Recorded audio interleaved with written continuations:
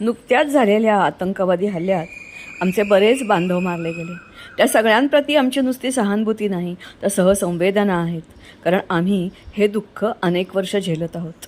मात्र एक नक्की की ज्यांनी आमच्यापैकी या व्हॅलीमधल्या, काश्मीर म्हटलं की 2 भाग येतात, एक ते व्हॅली, दुसरं तर लेह लडाख, त्या व्हॅलीमध्ये हा जो अत्याचार झाला, ज्यांनी हे काश्मीरी पदार्थ, काश्मीरी उत्पादनं विकत घेतली, त्यांनी त्यांच्या अर्थव्यवस्थेला नुसतं बळ दिलं असं नाही, तर अतिरेक्यांना पैसा पुरवला.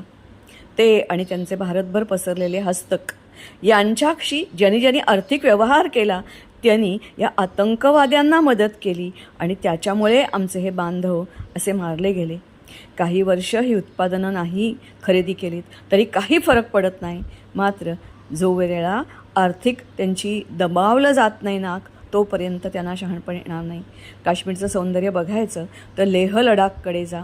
लेह आणि लडाख ही अतिशय निसर्गसंपन्न आणि जम्मू ही तर देवभूमी आहे, देवळांची भूमी आहे आणि काश्मीर संस्कृती जपणारी भूमी आहे.